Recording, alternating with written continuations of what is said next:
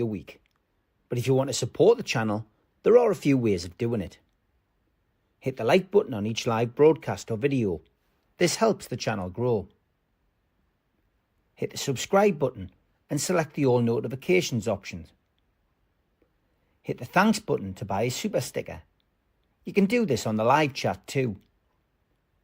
You can also join our Patreon page or buy us a coffee at the link in all of our video descriptions below.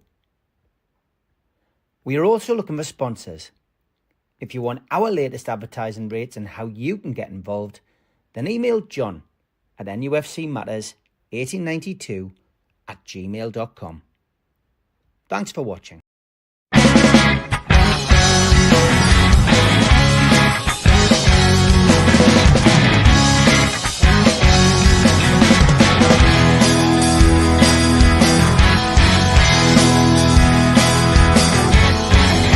The question of taste with you, well, you've gone sour.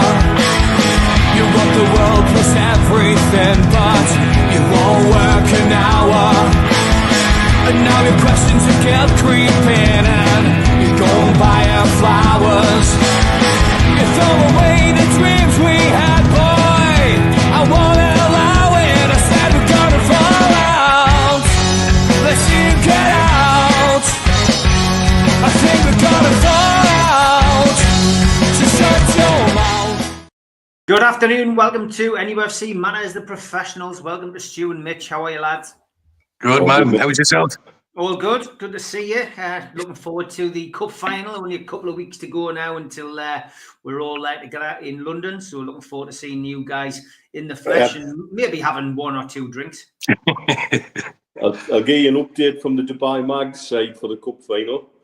We passed 300 booked at UBK. Wow. Brilliant. Today. Incredible. Brilliant stuff. That just shows you the support all over the world. People don't have to be at Wembley to show their support, of course. You can be anywhere and making sure you're singing your heart out with the lads in a couple of weeks' time. But we'll park that for now. We've got another cup to progress in. Of course, Brighton come to St James's Park tomorrow.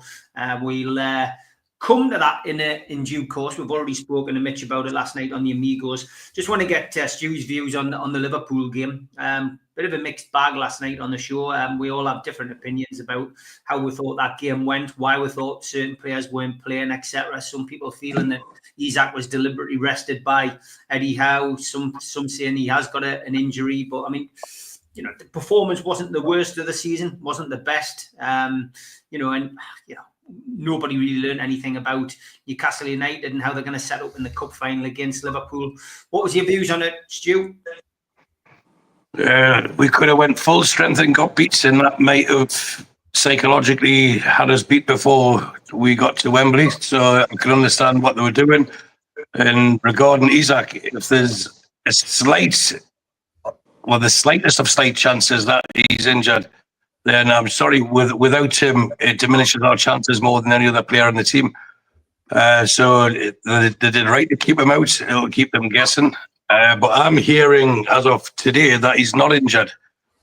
And if we win the cup and he's instrumental in that, then Eddie Howe's paid a masterstroke, hasn't he? But there's a big if there.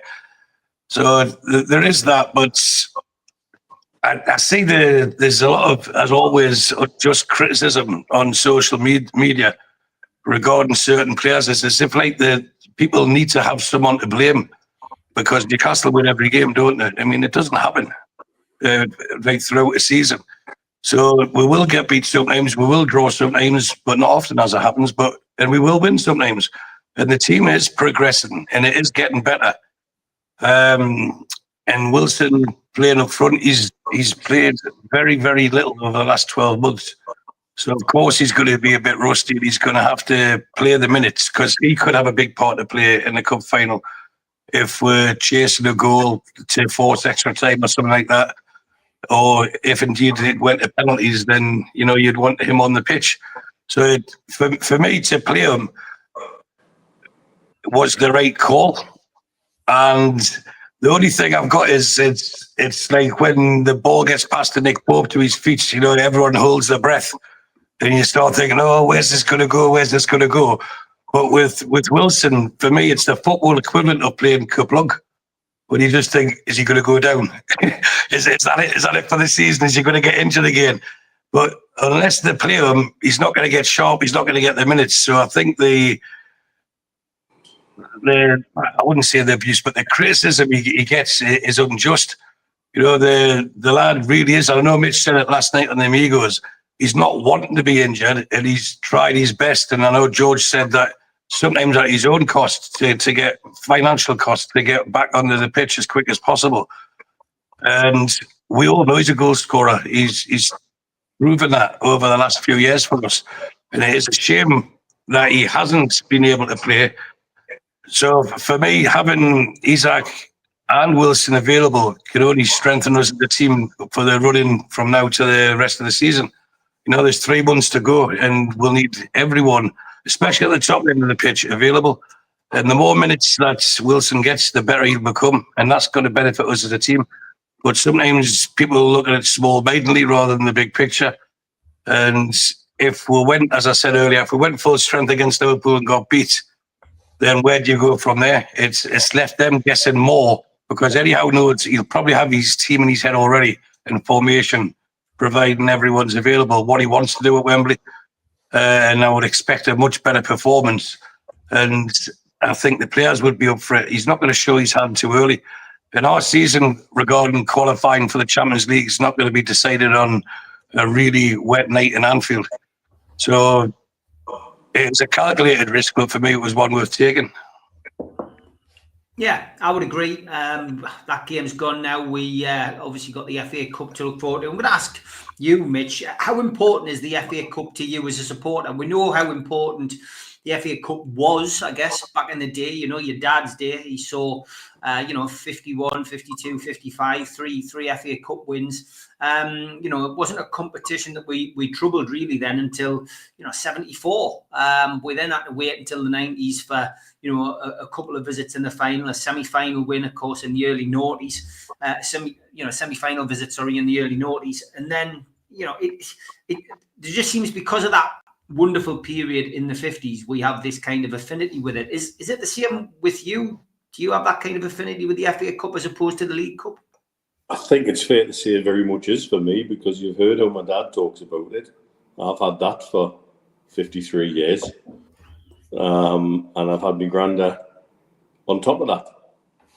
So if you double or treble the amount of stories that you've heard of my dad,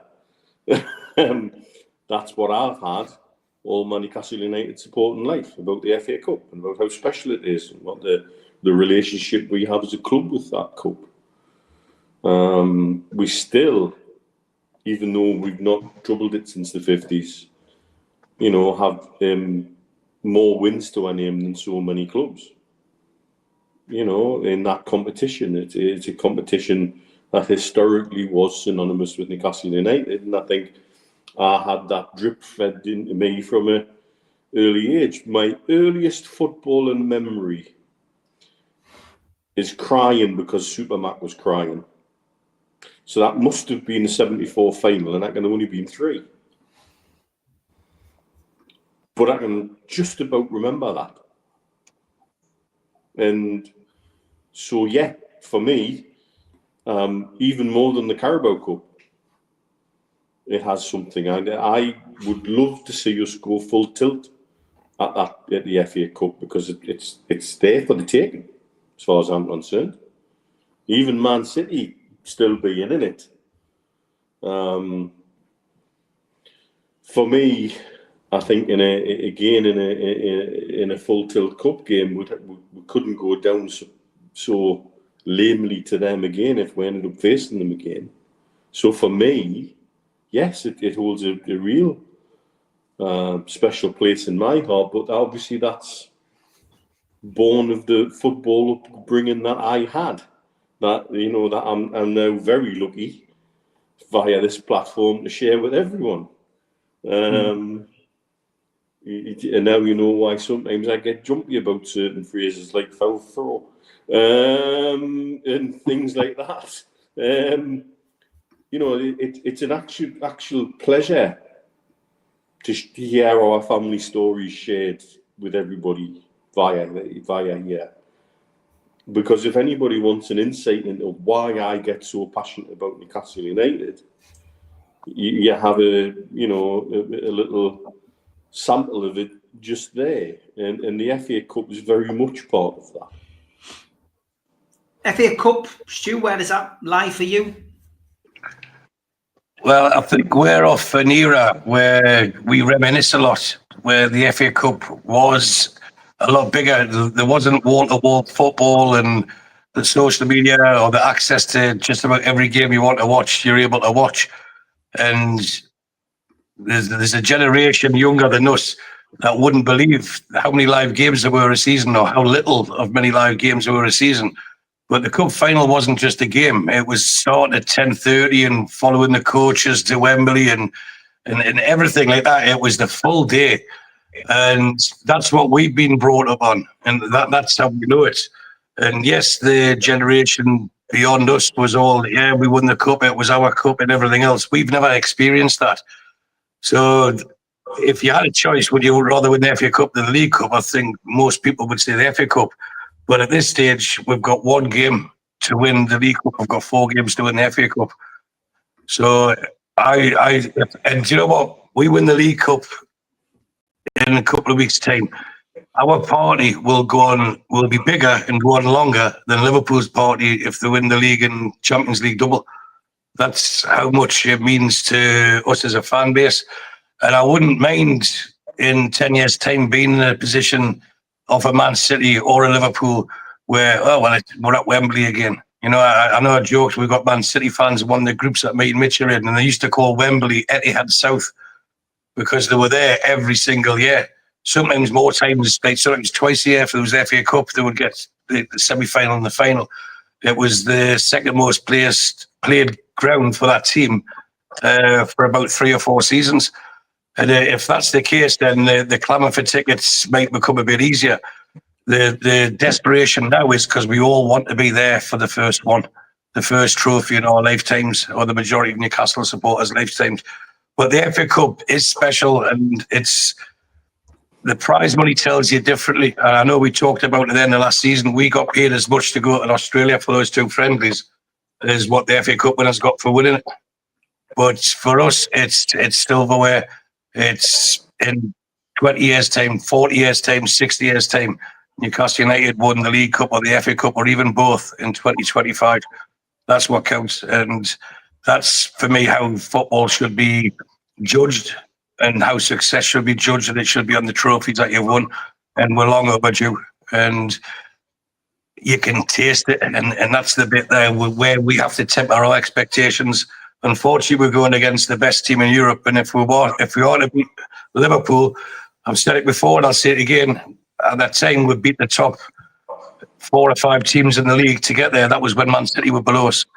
We would beat Forest, Arsenal and Chelsea to get en route to the final, and then to beat Liverpool, no one can say we don't deserve it. And I'd rather that than Man United winning the FA Cup last year when we all know a dodgy VAR decision got them past Coventry. So the FA Cup will always be higher than the League Cup, Steve. For sure it will be. But let's not say the League Cup's not important, because it is. And I know Mitch said it last night, it's the springboard. But the old adage is, once you pick the scab off, it'll start flowing. The blood will come out, and that blood will be trophies. And let's hope we get at least one of those trophies this year. Tell you what, we win that bloody Carabao Cup, there's a very good chance I'd disappear for a fortnight, and you'll find us in a container ship in Hong Kong, dressed as the peak power race. You'll be in Tenerife with me. You'll be like, oh, son, I'll come with you. I just want to ask Stu if he would drink this. Mitch said no last night. This was sent to us by one of our Amigo viewers. Equal parts Jack Daniels and tuna juice, Stu. I nearly opened up on it, Steve, when you first answered the question, because I like what I drink and I'll drink what I like. And I don't like whiskey, and I certainly don't like tuna. So the answer is a resounding no. I would not touch that in the slightest. But you put some gin or vodka in front of us, or cider or Jaeger bombs, and I'll keep you happy and company till my heart's content. So, but definitely not tuna or whiskey, Jesus. Found a drink you wouldn't drink. There we go. So thank you for sending that in. Normally, okay. I say if it's wet and it makes you fall over, I'll drink it, but that sounds horrible. That would come out of me quicker than it went in, I'm telling you. You might be able to swim a bit better anyway after the tuna. For sure. Maybe. Peter Moran, good afternoon. He says, need to talk about Bruno. He's a shadow of what he was a few weeks ago. And Barry says, guys, would you drop Bruno in some future games? Not the cup final, of course, after his recent poor performances, to get him to book his ideas up. He's constantly picked and has been poor by his high standards. I'm not sure if Barry watched the show last night, Stu, but we were talking about it last night, and me and Mitch both had an opinion on Bruno, which was very similar. But Eddie did come across it in the press conference last night. Yesterday afternoon. Sorry, he more or less said, "Look, he's played every game. He wants to play every game, but it's going to catch up with you at some point. But surely that's the manager's job to decide if someone's not playing well, then maybe they shouldn't be playing. Maybe do give him a rest. So what's your feeling? Would you give Bruno a rest before the cup final? Is it rest? Is it dropped? Is it rotated? Whichever way you do it. And kudos to the fella for wanting to play every game. But you're right, it is the manager's job. But I get this. Oh, he hasn't played well to his normal standards, but his normal standards are a lot higher than everyone else's.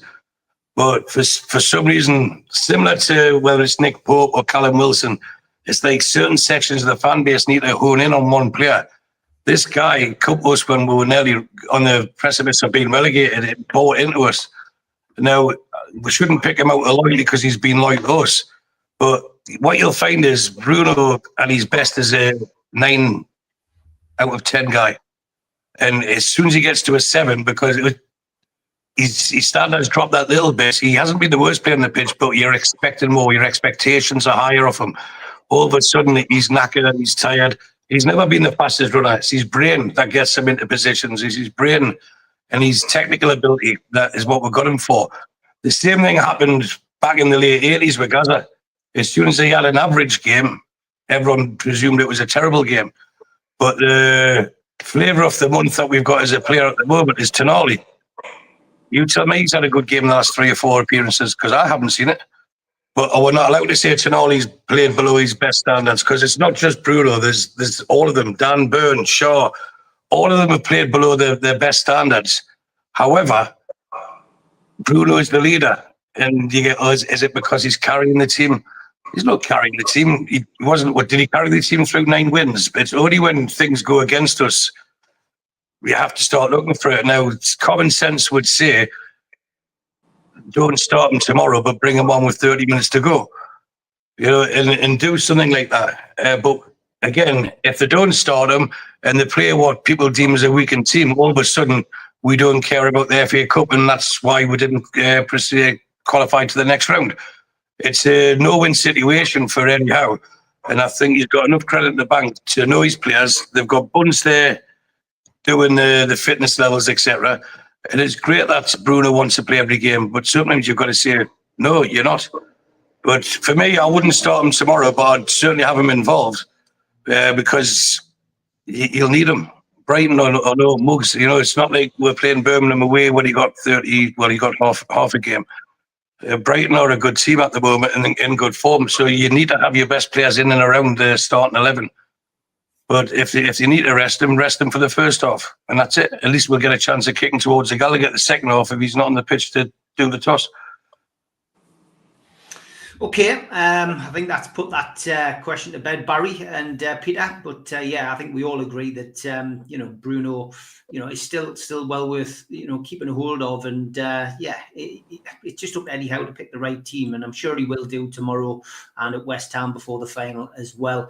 Rob, thanks very much for sticking that into the Malverno Fund. We may well spend some of that when we're down in London. So thank you for sending that over. Christopher says, when you see Villa loaning Rashford and Asensio and they're producing results for them, it makes you wonder why we didn't look into the loan market, Mitch. The loan market's something which we don't seem to bother with anymore. For some reason, we tried to get players out. It was sure Rami Obi who was given the job of being the loan arranger, wasn't he? And he hasn't. I just don't know. Is he being given the opportunity? that was for loaning players out, not necessarily bringing them in. Yeah. In terms of bringing them in, Villa are gambling. Their PSR is horrendous. They're at 94% wages to turnover. That's Leeds and Portsmouth numbers. They're playing a huge gamble. Rashford's on an astronomical number, and Man U are still paying some of it, but they haven't to pay it. Asensio's on an astronomical number, and I believe they're paying all of his. The loans are a disaster from a PSR point of view because you get no return. There's nothing going to come back, and it's dead money. So that's why we've not looked at it. The only time a loan is worth anything on the PSR point of view is when it's with an obligation to buy, and all you're doing is delaying the outlay to another transfer window period, and sometimes that would be useful. Villa have neither of those, I believe, with and yes, Asensio and Rashford are paying off for them. They're gambling on getting into the Champions League, I think. Yeah, getting further. Even in this season, if they qualify past Bruges, they get more money, which will cover some of the wages as well. That's what they're gambling on. So I can see why they've done it. I'm glad it's not us doing it. Yeah. It's that simple. Yeah, it's a calculated risk, and their owners deem it as a risk worth taking, but they're doing it from being in a position of benefiting from the new Champions League format, where they've had extra game, they've generated extra revenue. Now, bearing in mind, they were charging £100 a ticket for home games for the Champions League. Imagine the ding-dong if we did that next season if we're in the Champions League. So they're banking on getting past Bruges, and I think after that they'll play Arsenal or Liverpool or something in the next round if they get through. But that generates more money, which will cover the wages, but it still won't get it down to what will be the 70% level that's UEFA had set. However, I know we discussed it last week. UEFA set the precedent of only giving a little slap on the wrist fine-wise, because that's what they did to Barcelona. That's what they've done to Real Madrid. So if it's good enough for them, they can't then change their own rules and say, well, that's what you get for this, unless they blatantly admit, oh, well, you know, Barcelona are allowed to do it. You're not Aston Villa. But it's great that they've got owners with ambition. That doesn't mean we haven't, because we certainly have. But they're in a different position to us. Now, Rashford, for me, I don't think they're paying all these wages anyway, but they'll still be paying a fair chunk every week. You know, it's a lot of money that he's getting. But he had a point to prove. But I wouldn't have brought him into Newcastle, because then what you do, you drop Gordon or do you drop Isak? Because he's not, but for me, he's not better than any of them. So Asensio was someone that we looked at a couple of years ago, but his wages were too high, and then he opted for PSG. And again, he's got a point to prove, but will either of them be there next season? No. So it smells at me of the calculated risk I'm talking about, but it's a short-term gamble. And I think Newcastle have proven themselves are more about long-term gains than short-term gambles. Yeah, okay, it's interesting. And this transfer window coming up when the summer gets more and more, for me, it's ominous. I feel it's ominous. It's, hearing rumours of amounts that could be spent in the summer, but, always being on the lower side of things. And that worries me, that we're once again tying players down. We did a poll last night, Stu. You probably saw it when you were catching up about Callum Wilson. 200 people voted on it last night. 83% said that Callum Wilson shouldn't be offered a new contract. Would you agree? No. I would say the jury's out, because a fit Callum Wilson is worth keeping, even if it's a one-year extension, because it'll give us a resale value through the summer or the winter. That's the business perspective. But I know Mitch has mentioned many times you can predict future injuries with past injuries, especially when the muscle injuries.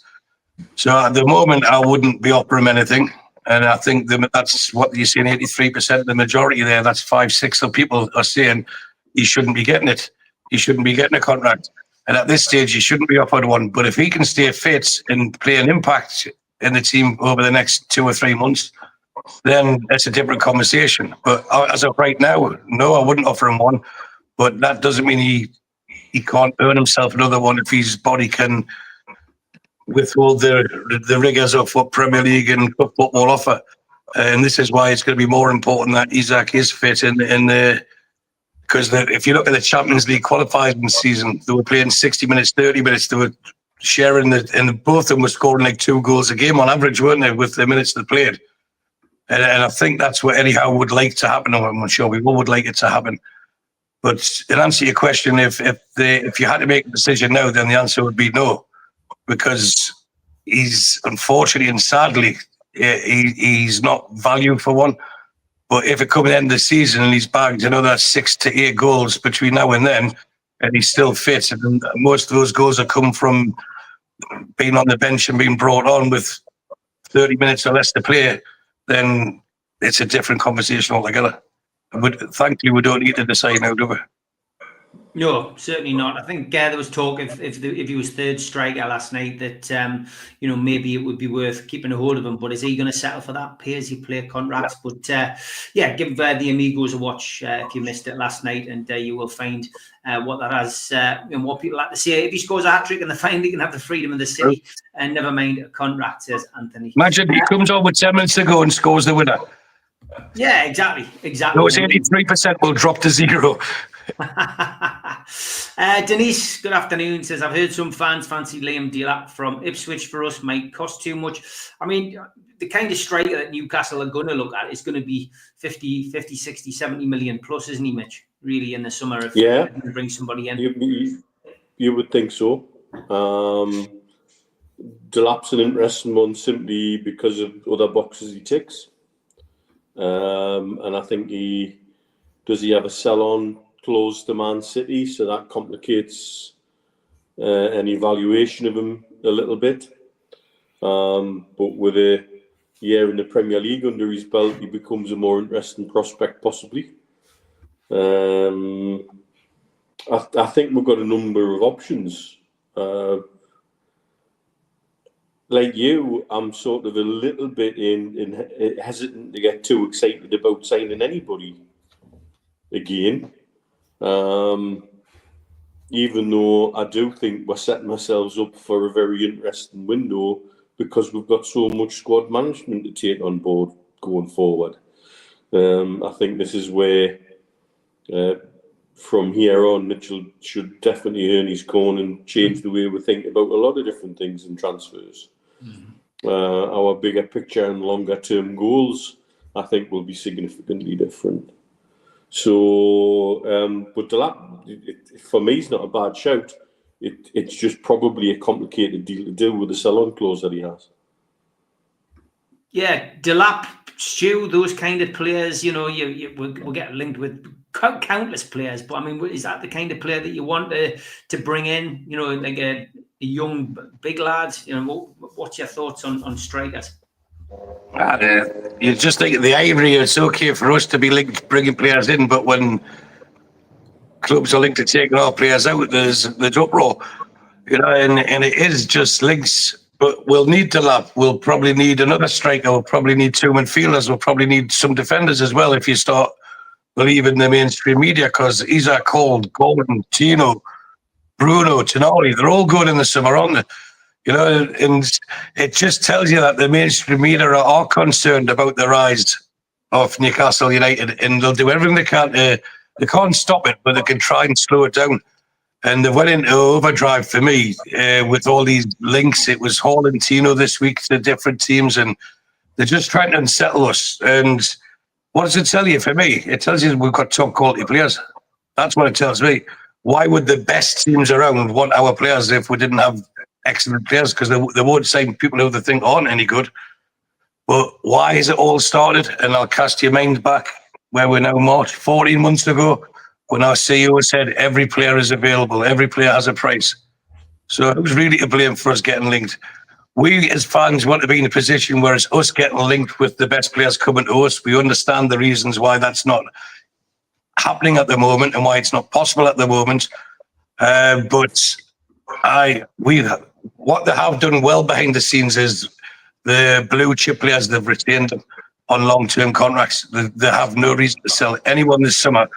And if they then have a benefit of a Champions League or even a European campaign with a trophy, and imagine if you're a player for Newcastle, Steve, and we win a trophy, and they end up doing a parade and stuff like that, what it'll mean to the whole city. It'll be very hard to want to leave that. And you have to start thinking as the grass isn't greener. What we need is to generate more income, which allows us to pay these players the wages that they're getting offered elsewhere. Because I think the vast majority of them will want to stay exactly where they are. But as for Delap, I'm not sure, because we have one of, if not the best centre forward in the world. And who would want to come and play second fiddle to that as a young guy? Maybe he's a young guy could, maybe Delap could, but he's a different style of player. And he's which could be a benefit coming off the bench if we need to mix things up. But even in yesterday's press conference, when asked about Isaac, anyhow referred to the fact that the team has been built with him being, he didn't use this phrase, but I like using it. He's the like the tip of the arrow, and it's done to make him better. But Delap's a different style of player to Isaac, so you could put him in. But would he come and be our substitute if we've got Champions League football? Why not?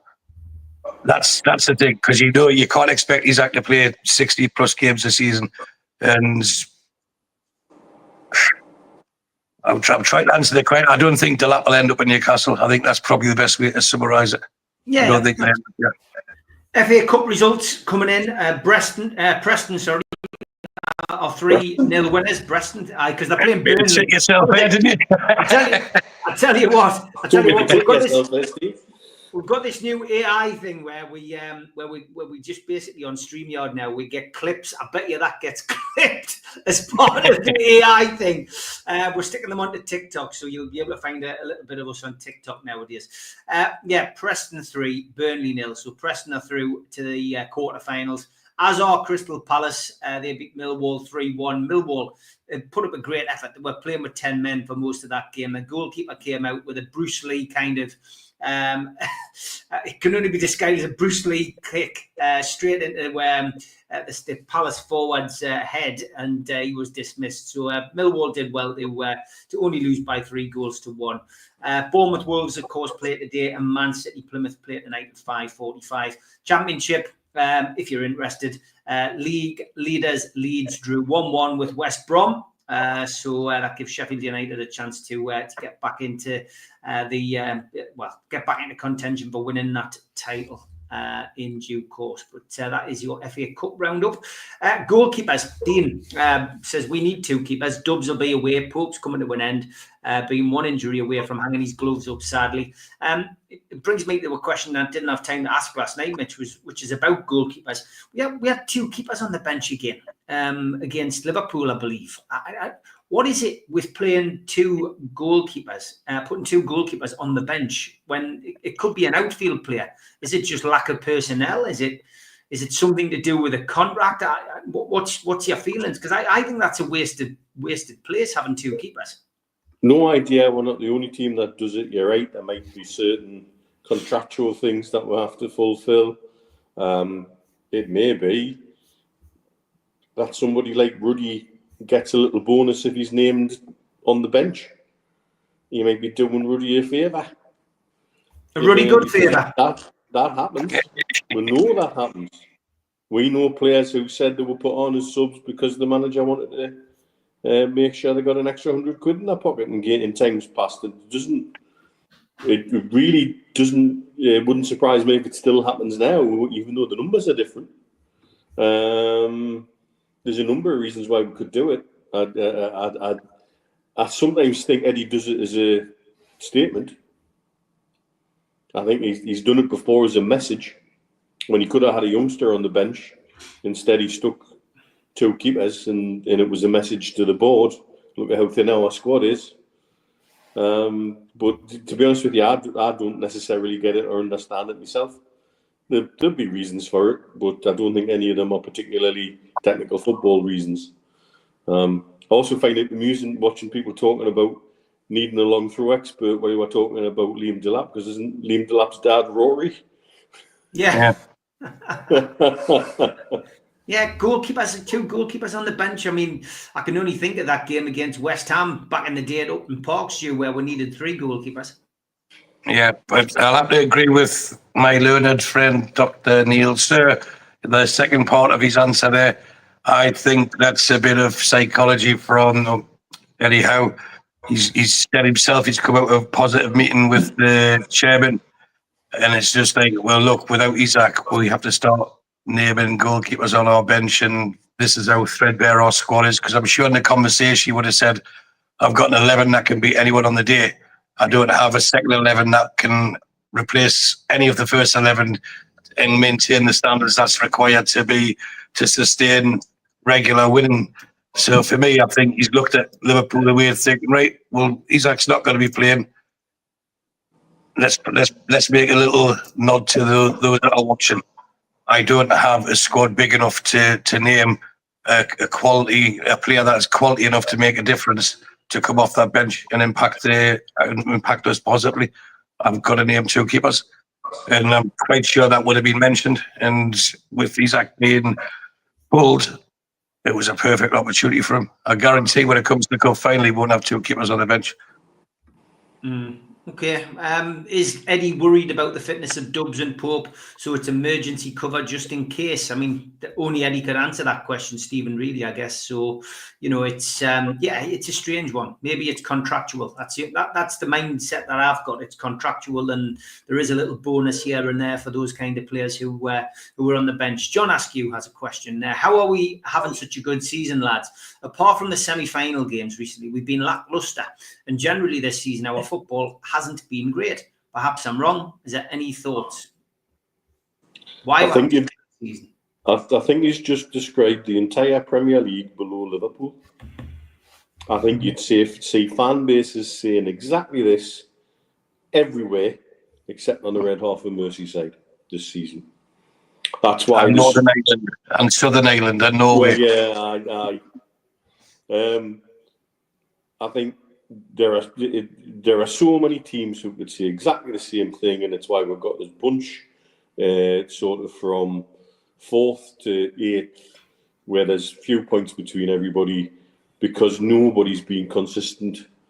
The only thing that's been consistent is inconsistency. Yeah, would you agree, Stu, on that? Yeah, I do agree. It's the frustration because we know at our best we're very, very good. Well, again, you can mix it with the previous question. We don't have a squad to be at our very best every week.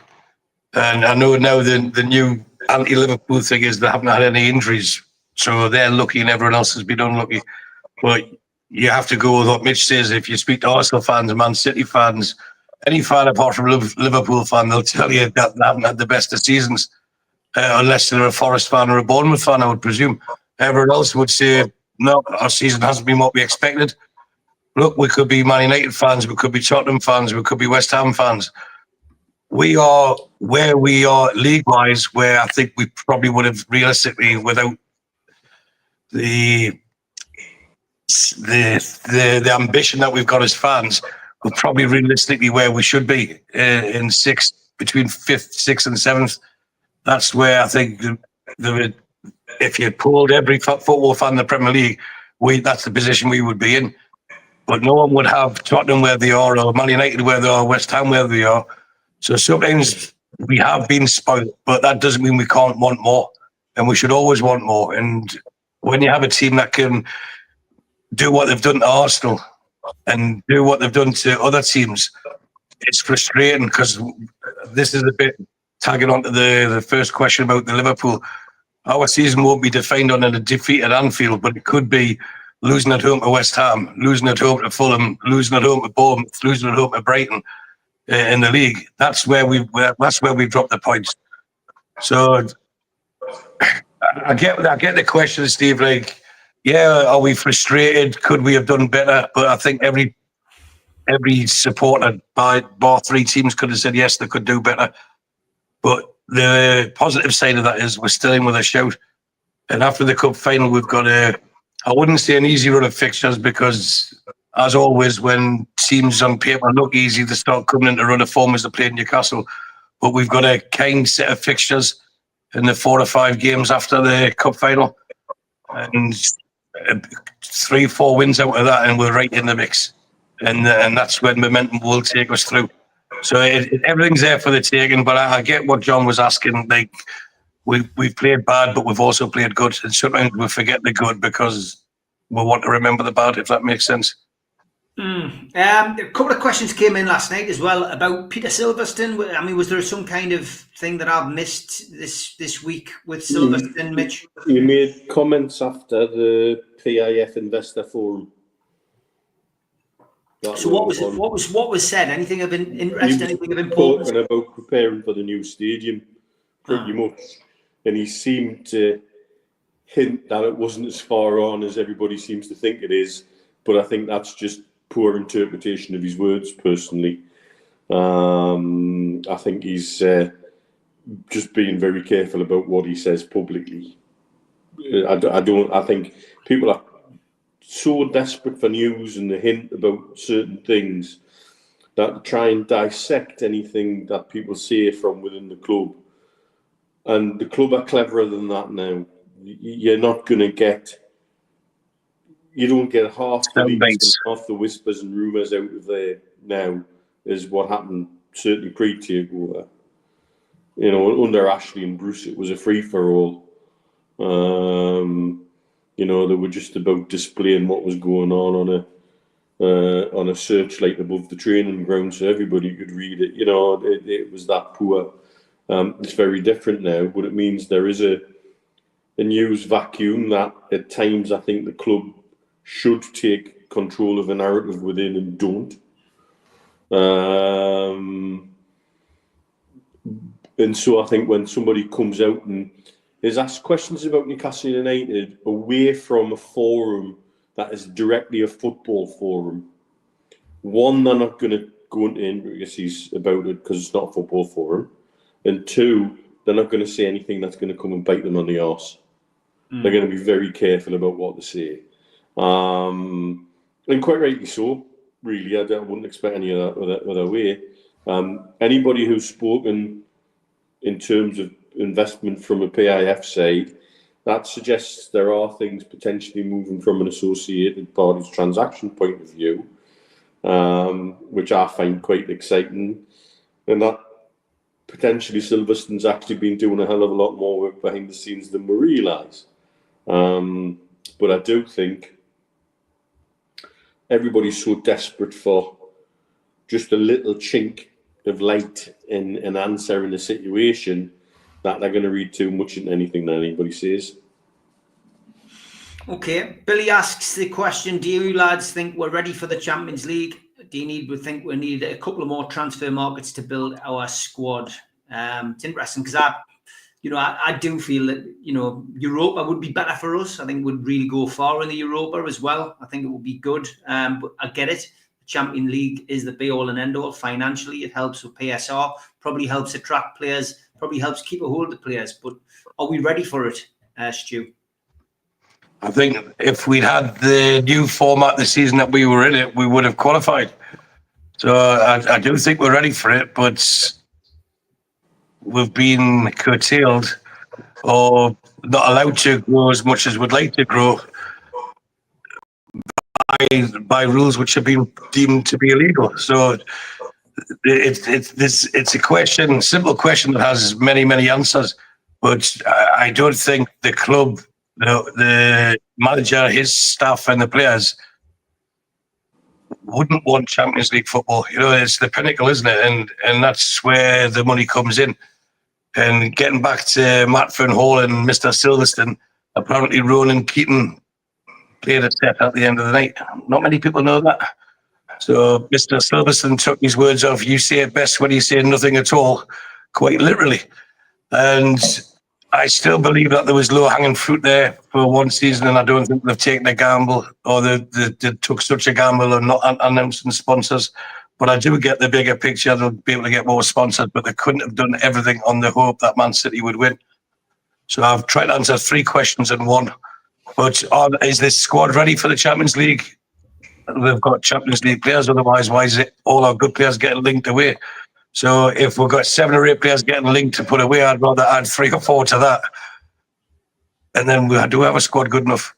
You know, we've talked about it many times before. You've got to keep adding to the top, which pushes the bottom down and it makes the bottom better, or whichever way squash the bottom up. And we're now in a position where people are starting to realise, I think Eddie Howe's been a lot stricter with his squad over the last few months, and he's had to make decisions with certain players where rather than try and be loyal to them and try and be the friends, he's decided, look, this is the people I'm going with and I'm going to play these. And you look at the people who aren't getting game time much unless it's a necessity, and without mentioning any names, I think everyone can see that, okay, he understands now that he's got to jettison some of his favoured players out, or they're all good lads because everyone's a good lad to Eddie Howe, out to improve his squad, because if not, then it reflects on him. So are we ready for the Champions League? I think we are. I think we will be come next August or September when it starts. Are we ready for Champions League, Mitch? Haven't seen some of the teams in the Champions League this season, yes. Frankly, this new format would at least get through to the knockout rounds with it. I couldn't see how we wouldn't. This is the whole point of the new format. It allows teams to absolutely screw up and still progress. And so, are we ready for it in terms of numbers in the squad? No. Would need bodies in. Would need a very good summer window. But I think, you know, we wouldn't disgrace ourselves in the Champions League. Haven't seen some of the teams in it this season. I still remain to be convinced that we're ready for the Champions League. I really am, and I think that, you know, it really did have a massive effect on us because of the squad. And I think a lot of it's down to I just think it's the uncertainty about transfer windows. You know, I feel like I've been conditioned now to be more concerned about a transfer window than I should be when you think about the owners that we've got. But it's not the owner's fault. It's the Premier League's fault. And, you know, you can't change the way you feel. Okay, halfway through the show, quick ad break, back after this. A big thanks to all our sponsors, Skips and Bins. Say hello to low-cost waste disposal with pay-as-you-go and contract waste management. Find them at their website, skipsandbins.com. Contact them, www.skipsandbins.com/contact. A big thanks to Mr. Vicky's Sauces, handmade in Cumbria. You can find them at their website, mrvickies.co.uk, email info@mrvickies.co.uk, or telephone 01768 210 102. A big thanks to our fanzine sponsor, United Group Travel. 2 crew, driver and courier, local family company, 3-star plus quality hotels and no interchanges. All excursions included. Find them at their website, www.unitedgrouptravel.com. Email them at beverly.ugtl@gmail.com. Telephone 01670 632 460 or mobile 0791 666 4174. Just £30 per person deposit. There are no strangers on our tours, just friends you haven't met yet. A big thanks to Media Arts for all the help with the technical side of things. You can find them at their website, media-arts.co.uk. If you want to listen to us as a podcast, you can go to Sports Social Podcast Network. You can also find us on iTunes, Spotify, and your other podcast providers. If you want to help support the channel, hit the thumb up, which is the like button. Click share to share to your other social medias. Click join to join the channel. And click the subscribe button. We've also got links in our description for buy us a coffee and to be a Patreon member. Some events coming up. An afternoon with Sir Les Ferdinand, 6th of April, 12 till 4. Tickets available from ticketmaster.co.uk. No Covers takes place at the Cluny, Lilac Lane, Ryder and the Chris Norris Band. Tickets from theclooney.com or by telephone in 0191 230 4474. An evening with Steve Howie and Steve Watson, hosted by Joe Allen, Takes place at the Tyneside Irish Centre on the 27th of June. Tickets for that are from newcastlelegends.com. An evening with Peter Beardsley and Chris Waddle takes place at the Tyne Theatre and Opera House on the 23rd of January 2026. Box office 0844 246 1000 or website tynetheatreandoperahouse.tv. An evening with Bad Manners takes place on Friday the 30th of January 2026 and tickets available from ticketmaster.co.uk. And we have copies of The Entertainers 1992 to 1997, Kevin Keegan's Legacy, available from newcastlelegends.com.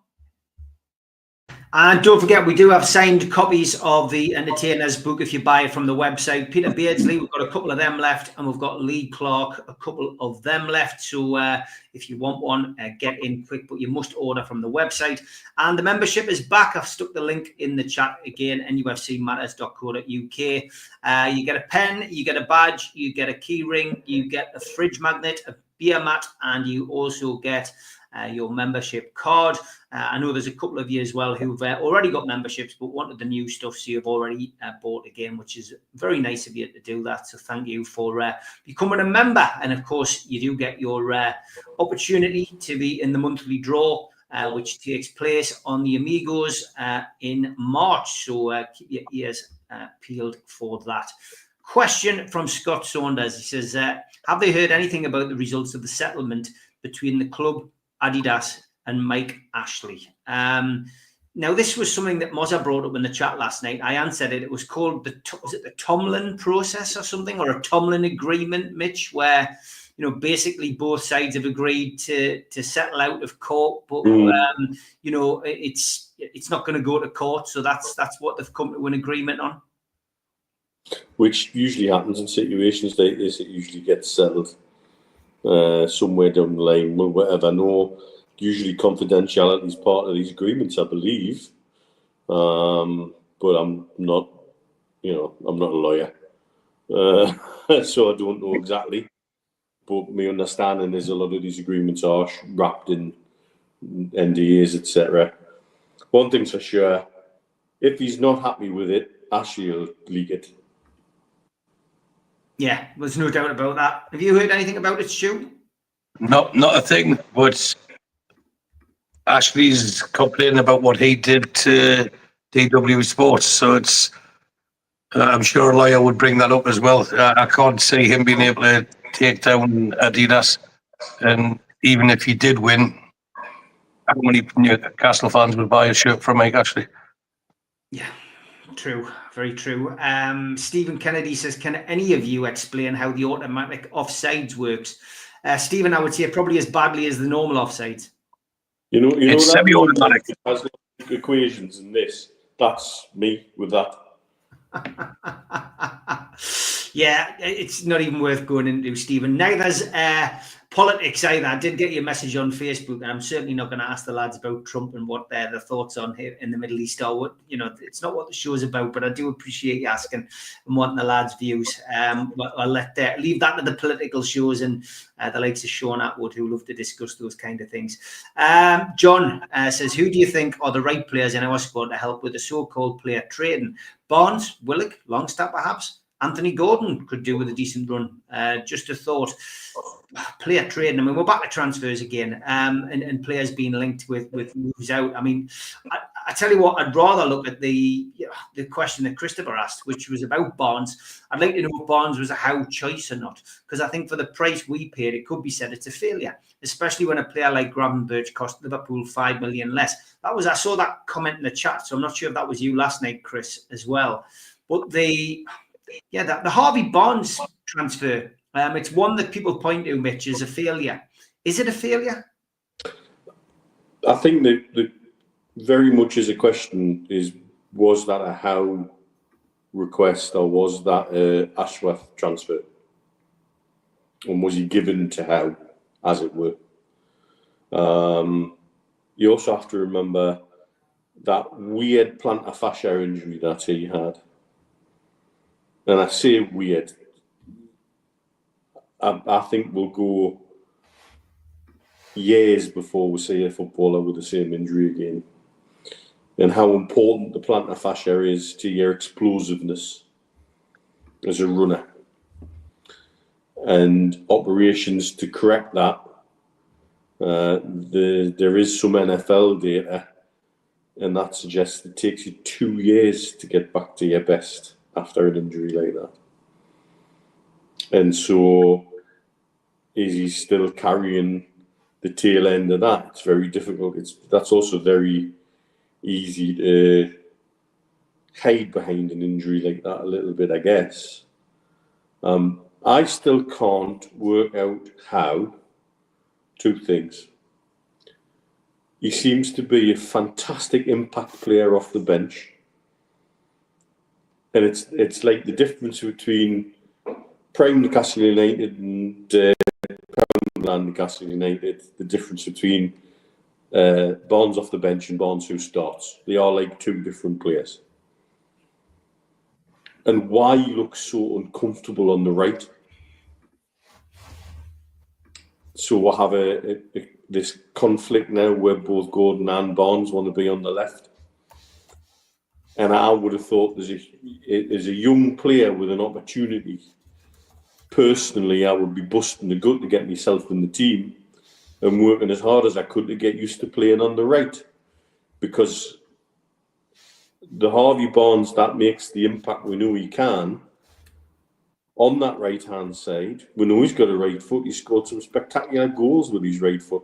I'm sure the hell he can cross with it. I genuinely don't get it. He's a little bit of an enigma. But I keep coming back to that injury that he had is not an insignificant injury. And now I know why there was so much discussion, confusion, and lack of clarity over exactly what had happened, because it is such an unusual injury for a footballer to get, and potentially such a devastating one. If anybody out there who's a runner has ever had plantar fasciitis, which is when the same bit of tissue gets inflamed, and it happens a lot in long distance runners. India's mum had plantar fasciitis once, and she had to have injections into the sole of her foot. And she's a hard nut, and I've never heard her squeal so much as when having those bloody injections. It's horrible. It's a horrible area to have to work with. He really is a bit of an enigma to me.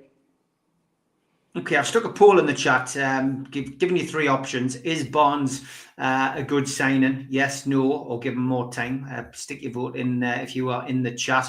The reason I had to cancel the other one is I spelled his name incorrectly. So that's why I've done that. It isn't a quick vote, is he a success? Is it a bit of a failure on the transfer? It's a lot of money when you think about how little money we can spend, Stu. I don't think he's a success or a failure, and which is quite strange a season and a half into him being here. But you have to go back to what was documented about Anthony Gordon, and he was brought in to play anywhere across the front three, and he played the majority of his games for Everton on the right. And I think the idea with Barnes was that he would be on the left and Gordon would be on the right. But Gordon then had his Euros where he's playing up front, and then seen the gap he come up back at the crest of a wave and fit, and he seemed to put himself up the pecking order on getting picked, and he made it quite clear he wanted to play at the left because that's where he's seen his opportunity to progress in the England team. And had they stuck with Gordon on the right and Barnes on the left, then he would have been a success, wouldn't he?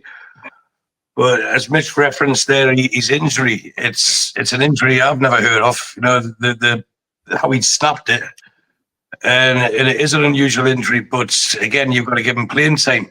Now, the way that the team's morphed into high energy pressing all the time, that doesn't really suit him. But what does suit him is, as Mitch said there, was to be an impact sub where he can come in. But I think as fans, we have to not expect him every time he comes on the pitch to score a wonder goal, because he can't do that. As much as we'd like him to, he can't do it. But when we're talking about making the team better, or we're ready for the Champions League, etc., etc., we need people like Harvey Barnes in the squad. That's the quality that we need to have just under the starting 11 that can come in and do a job off the bench or for 3 or 4 games whilst people are being injured. And I get it with the PSR that he'll retain a value. But if he signed a 5-year contract and he was, let's for math, keep it simple, that he was 40 million, we're only losing 8 million a year. So that would take 16 million off it come this summer. We'd have to sell him for 24 million to make a profit. Now, how much would we get for him? And if we did get the same money back for someone who has had a serious injury and is 2 years older and hasn't played as much, then I'd like to see who's buying him for that sort of money. And even if they did, we're only making a 16 million profit. So it's, for me, I think it's circumstance that's curtailed Barnes' career with us. But as long as they can keep him happy and make him feel part of the squad, then for me, he's one of those you've got to retain. There's people with far less ability sitting on the bench than him. And if we're going to be in Champions League or in European football next season, we need a squad that's full of quality, as much quality as possible. And I think it would be remiss of us to shift out someone like Harvey Barnes. Okay, next question was from Lee. He says, with St James's Park possible expansion to 65,000 and the new stadium at 70,000, would you still go ahead with the new stadium due to better sponsorship deals, etc.? Again, we haven't spoken about the stadium for a while, so I don't mind revisiting it. What's your feelings on that? And another question that will tie in with that, George says, when do you think any stadium announcement will come? Will it be after the cup final in case we need a morale booster? Okay, first things first, yes, I think new stadium is the sensible way to go, because you can also build in options to expand that further if it was ever needed, etc., etc. You certainly couldn't do that with an expanded St James's. Also, as I've said before, I think anybody associated with PIF in this part of the world would want to sponsor the shiny new thing more than anything else. As for announcements go, I expect nothing for the next month, because today is the first day of the holy month of Ramadan. Ramadan Kareem, everybody from the Middle East. And it would be unusual, I would say, and Stu probably expand on this a little bit. I would say it would be unusual for a company like PIF to make any significant announcements associated with Newcastle United during the month of Ramadan. Stu, you would agree, I guess. Yeah, I put that in our group earlier in the week, didn't I? I would be shocked if there was a stadium announcement until Eid's finished, which is the last few days of this month, March. It's not frowned upon, but it's not seen as the right thing to do to be going out spending a lot of money when it's a time of reflection and soul searching, etc., which is what announcing a new stadium would be. Now, I get there's a clamour for it, but I think we've been pretty consistent on here for at least 18 months that it will be a 70,000 seat stadium and it will be in Leazes Park. They can still have a Gallagher end, you can still have a Leazes end for the traditionalists, but it does give a scope for far more sponsorships, far more executive boxes, and a better way to improve the atmosphere, which seems to be something that's getting picked up on a lot, the atmosphere home and away. And I give the reasons for, I think, last week or the week before when we discussed it. If you're sitting next to people who you know, a new stadium allows you to do that, buy tickets in groups. So for me, that would be a natural progression of the atmosphere. I know there's a lot of people looking for a yellow wall, like similar to Dortmund, which witnessed a couple of years back, well, about 15, 16 months ago. And it does look spectacular. And if you've got like-minded people who are willing to sing and shout and cheer all day long, then it'll have a better impact than what we've got currently, because it seems to me it's not just the players, but the fans are picking and choosing when to be up for certain games. And if you've got a big section like that, you can have a ring of, I'm going to open a can of worms here, but a ring of executive boxes. And then now I know there's been a big kick-off that people who spent 50 grand on an executive box for 10 people are only getting 4 tickets for cup finals. But in theory, if you're paying 5 grand per person, you should get a ticket for it. But just shows you how it's not just the common fan that's being snubbed. It's the ones with the wealth also. And imagine we had, 250 executive boxes going in a ring round a new stadium. There's a big chunk of tickets for away games and cup finals and semi-finals that get taken up straight away. So I reckon that the stadium, and the reason I said 70,000 are being consistent on it throughout is because it'll be just above our record attendance, and that will appeal to the Saudis. And I think it will be announced, but I would be shocked if it's during Ramadan. It would be out of character. That's not to say it won't happen, but I'd be shocked, and it's not something that's seen as to be a good thing to be showing money, showing that you're spending money at this time of year for the people who are practicing Ramadan. 630 watching all in total, 250 on Twitter, on YouTube, sorry, which means 400 of you watching on Twitter. Jump over onto YouTube, hit the subscribe button. We do 7 shows a week. Happy birthday to Alan Little today as well. He will be out celebrating, I am sure. And good to have Dougie back in the chat as well. He's been through a hard time recently. Just shout out to you as well, Dougie. Everybody's thinking of you at NUFC Matters. Some great comments coming in as well. Gary says, does Barnes fit the profile at the club? Tracking back, doubling up, helping in defensive areas. That's what makes me think Ashworth bought him. His weakness is in his defensive duties.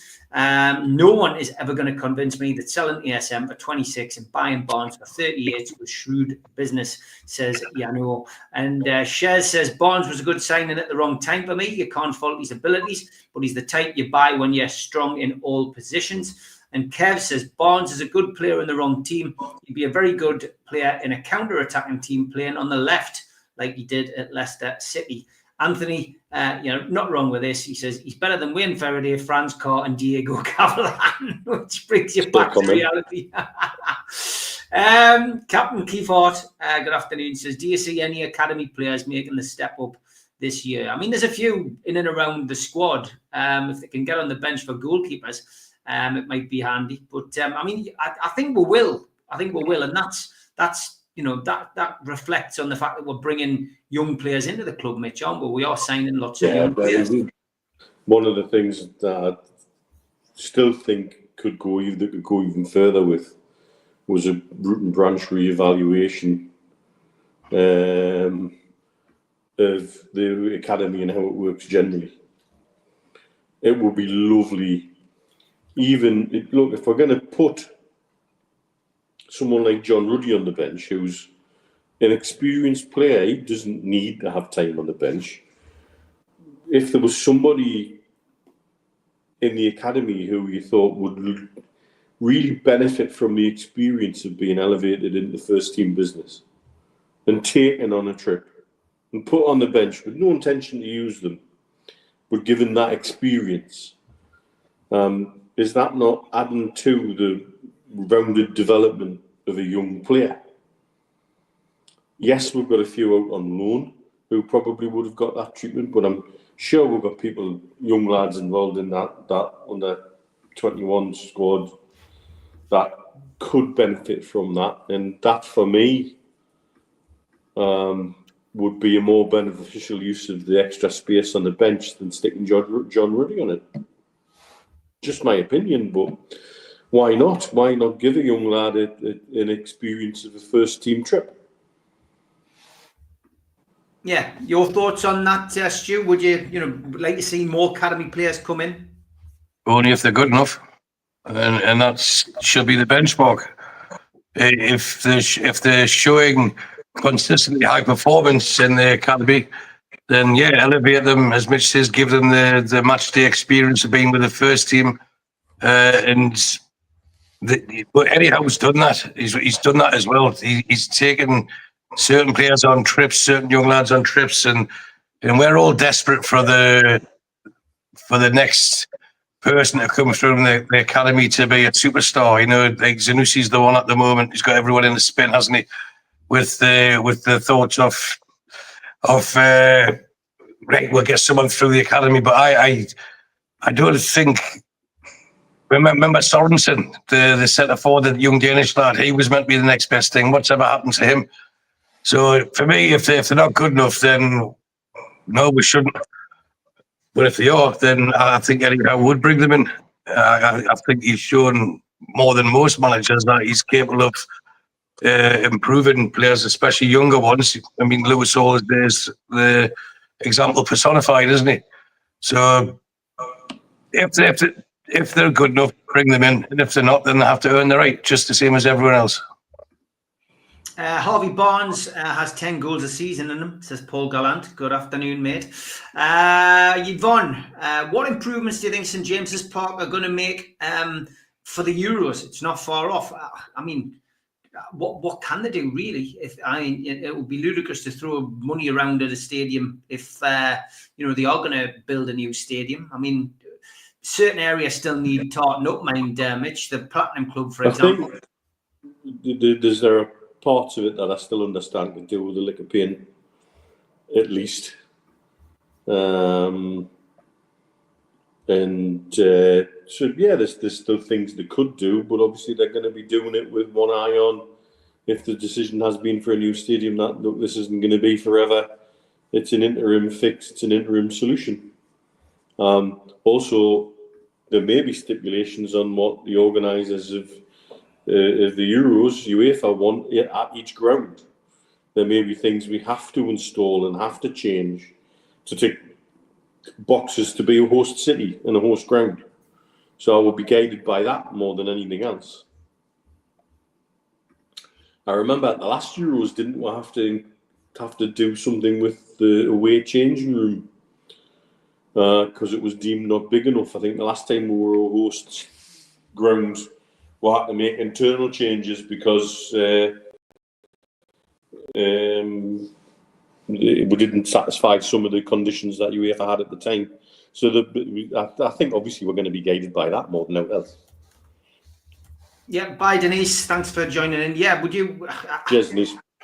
I would say you're right. I'd say you're right on that. This camera is doing my head in, by the way. I've seen this. Have you watched it? People have noticed, right, that I keep going up and down. Now, there's something which I'm going to have to work out with the camera. I just thought you were on a bad office chair, which had a leaky gas. Look, I'm going backwards and forwards. And Barry keeps going in the chat. I've noticed Barry going, Steve, you want a chair? Which keeps moving. And I keep going to the left and I keep going to the right. It's like the time warp. Are you going to come on to the next show dressed as a U-boat captain? Is that what it is?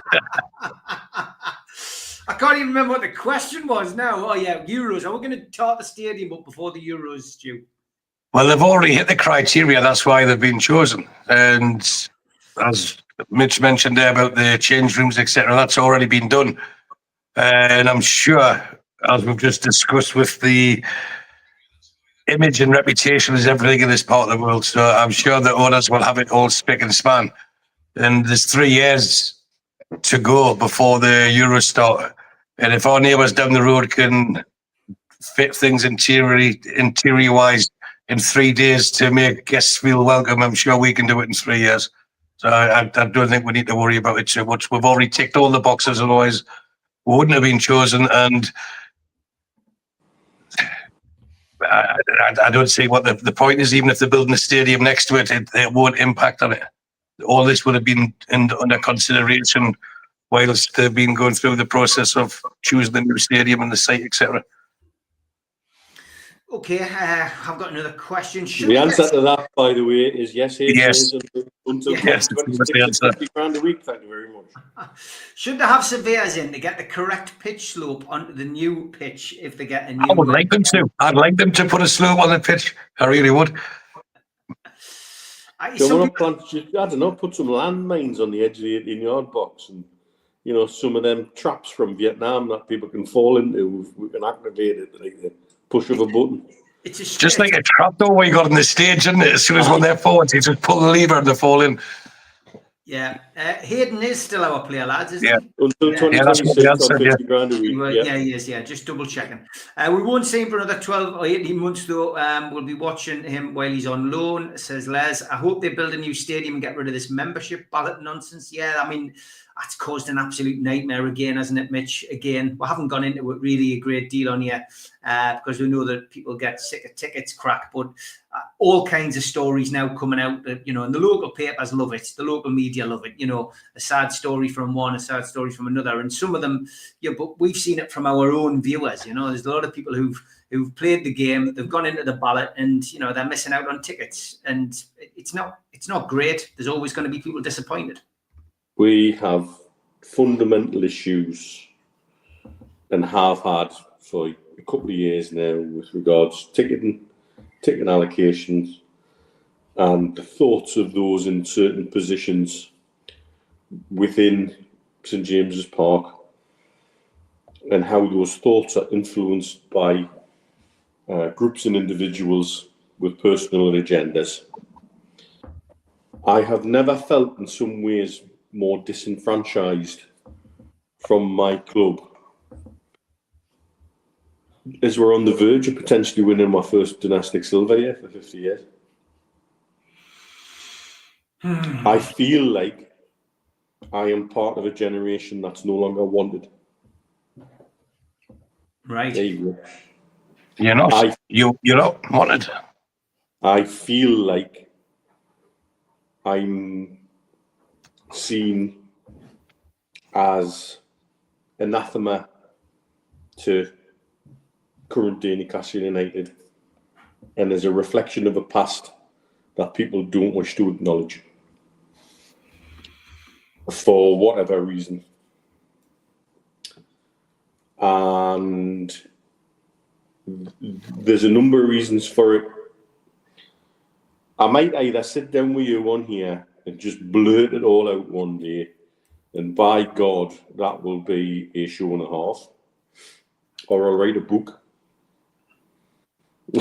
I don't know which, but that's genuinely how I feel.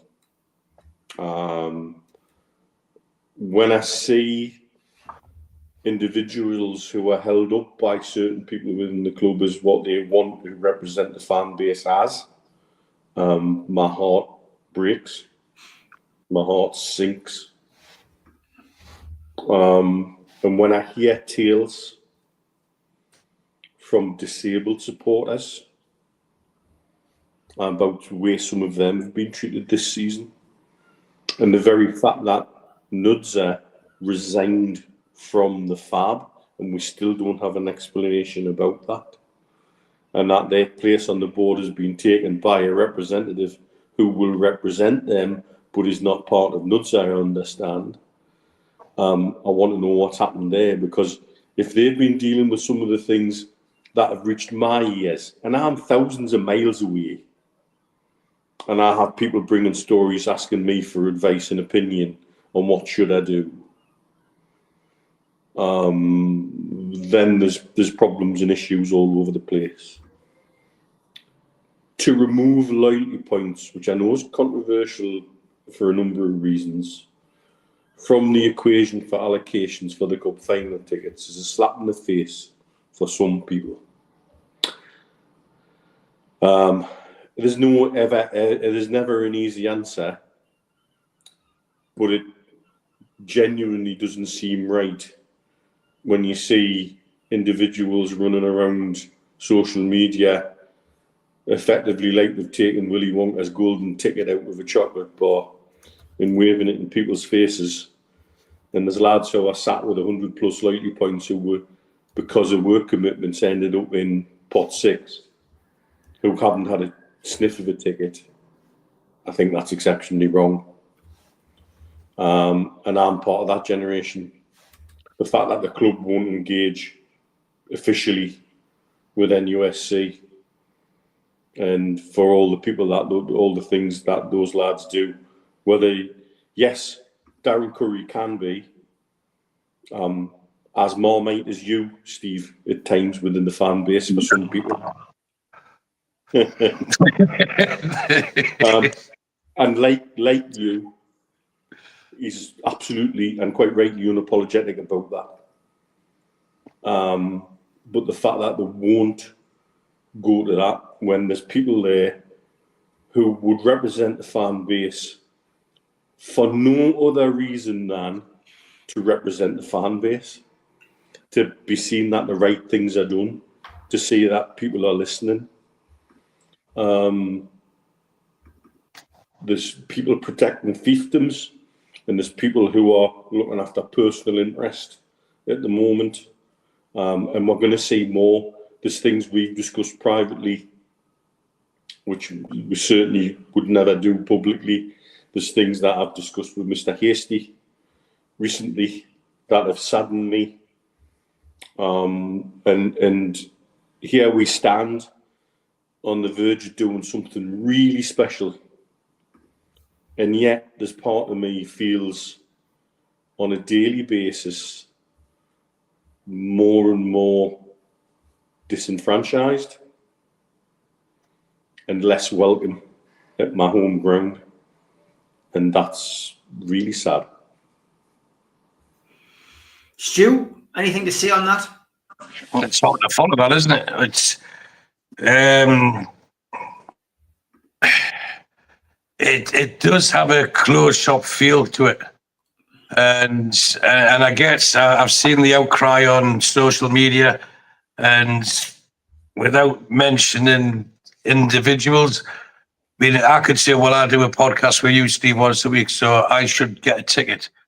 No, I shouldn't. I travel thousands of miles to watch Newcastle United. Should I get a ticket? And if I then advertise it and get loaded for it, I should expect to get criticism and equal judgment. And for me, that there's not a right way from it, but to carry on Mitch's words, we're not fans anymore. We're just numbers, and that's the sad part. The emotions getting taken out of it. Now, in defence of those who have received sometimes too much personal criticism on mainly Twitter,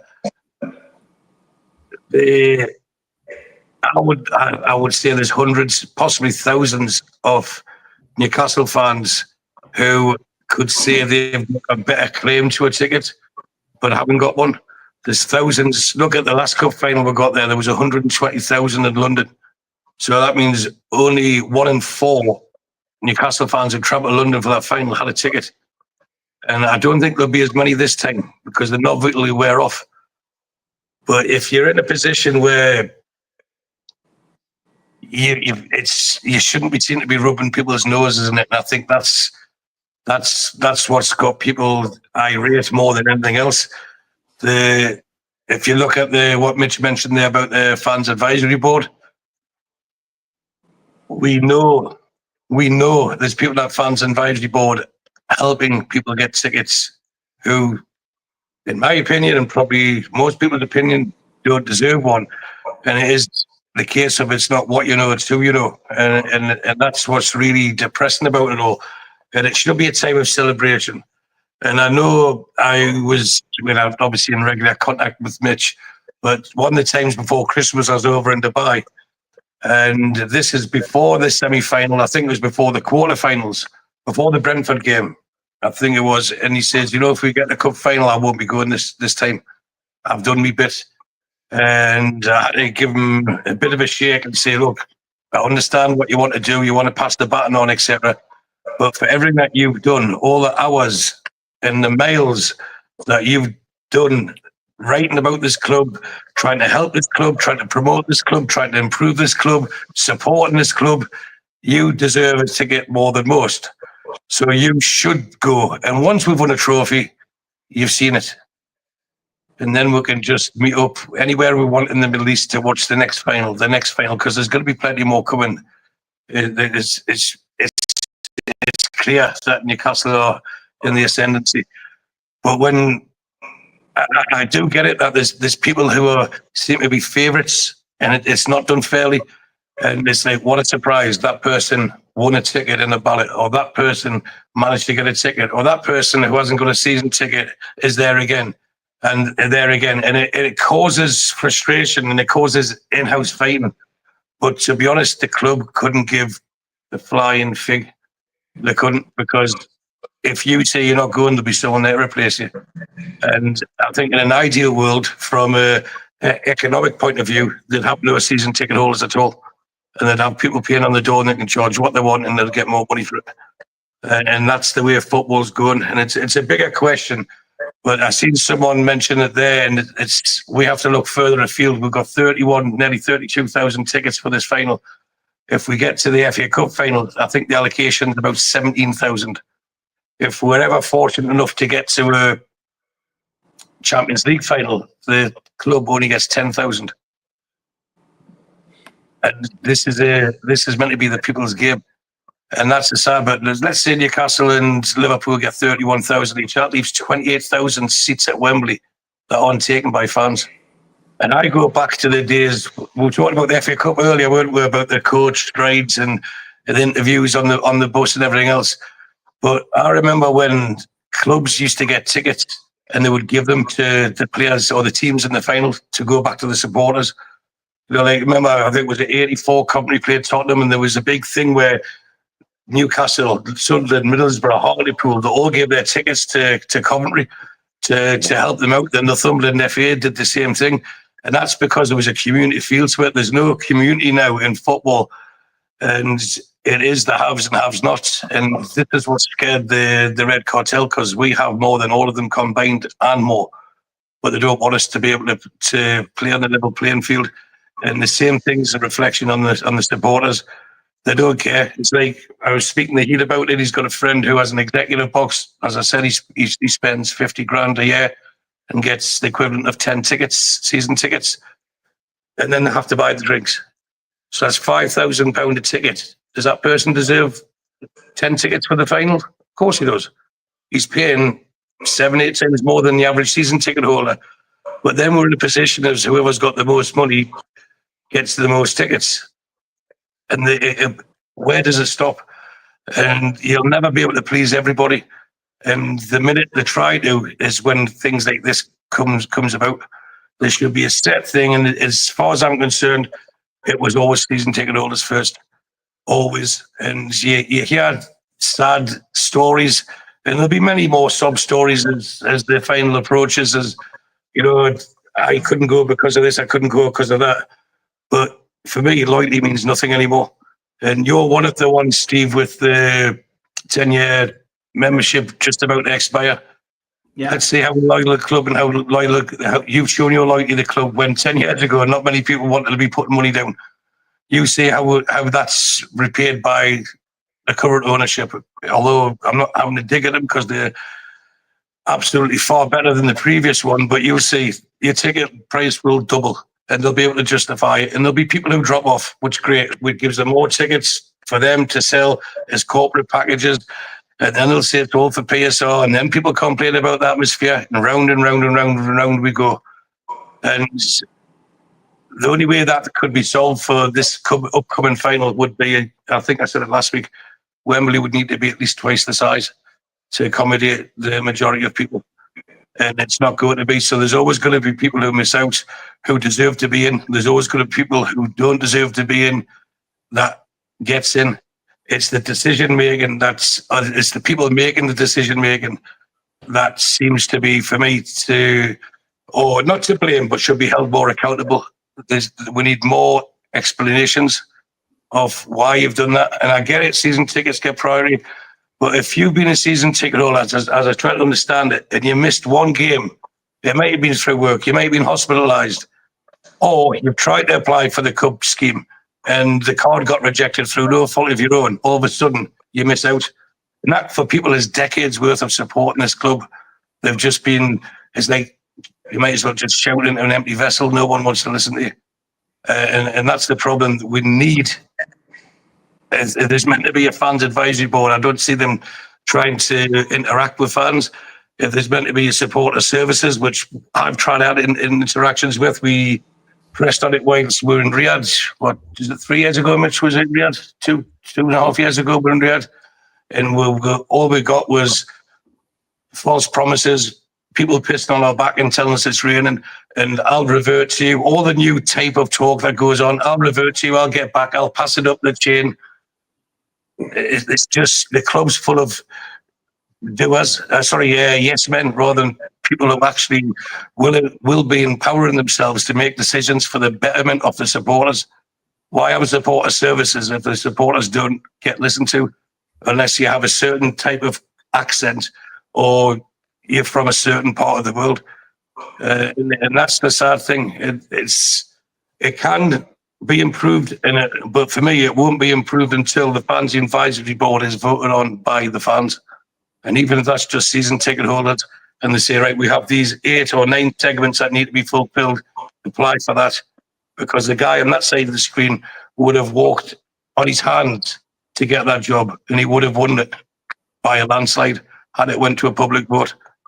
Yeah, we've got people who admittedly say, I supported Newcastle United from 2021, and I can get you any ticket you want. That's what's wrong with our club at the moment.